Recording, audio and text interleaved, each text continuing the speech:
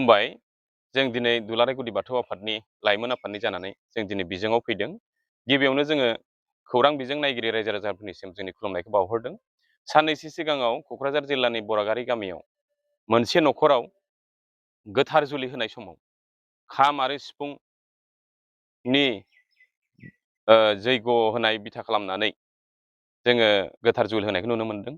जाय नुथाया जोंनि गासै बर' रायजो राजाफोरनि गोसोआव सहायनो हाथावै मोनसे साननायखौ लाबोदों आरो बिनि गेजेरजों जों मोनदांदों धोरोमारि क्लेशिं बे आबहावाया नुजाबोनो नाजाबाय थादों। दा बिनि थाखायनो जोङो दिनै जों निन्दा खालामदों जे पार्टिकुलार बै न'खरनि मालिक आरो गामिनि रायजो राजा दैदेनगिरिफ्रा बे हाबाफारिखौ लानानै गासै बर' रायजो राजाफोरनि गेजेराव निमाहा बिनांगौ। बावैसो समनि गेजेरावनो बेखौ जों दिनै खावलायदों। बे हाबाफारिखौ लायाब्ला जानो हागौ जोंबो धोरोम आफाद हिसाबै आयेनारि बेबस्था लानो बाध्यबो जानो हागौ।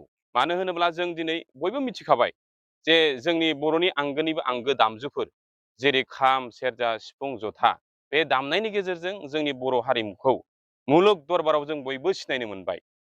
दा बेफोरबायदि गोनां आंगोनिबो आंगो दामजुफोरखौ बेफोरबायदि माने सहायथावै हाबाफारियाव बाहायनायखौ जों निन्दा खालामदों।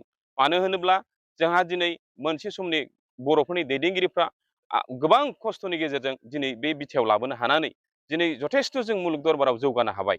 दिनै बेखौ जों पार्टिकुलार सोरबा मोनसे न'खरा बे जोंनि आंगोनिबो आंगो हारिमुनि दामजुफोरखौ बेफोरबायदि हाबाफारियाव बाहायनायखौ जों धोरोम आफादल' नङा जोंनि गासै बर' रायजो राजाया दिनै जों निन्दा खालामदों। दा बेखायनो जों खावलायदों बावै समनि गेजेरावनो बै न'खरनि गाहाय आरो गामिनि रायजो राजाफ्रा गासैबो धोरोम आफाद, बर'नि माहारियारि आफाद आरो गासै बर' रायजो राजानि सिगाङाव निमाहा बिनो थाखाय जोङो दिनै बे खौरां बिजोंनि गेजेरजों जोङो खावलायदों।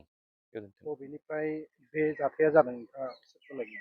जों खोनानो मोनदों क'क्राझार जिल्लानि जोंनि बरागारि गामि जि जायगायाव जोंनि गेदेमा उपेन्द्रनाथ ब्रह्म बिथाङा जोनोम जादोंमोन, जाय बिथांनि सानस्रिजों जोंनि बर' माहारिया दिनै बे बिथायाव मोनफैदों। बेफोरबायदि गामियाव बे हाबाफारिया जायगा मोननाया जोंनि थाखाय दुखु गोनां, सहायथावना नङा।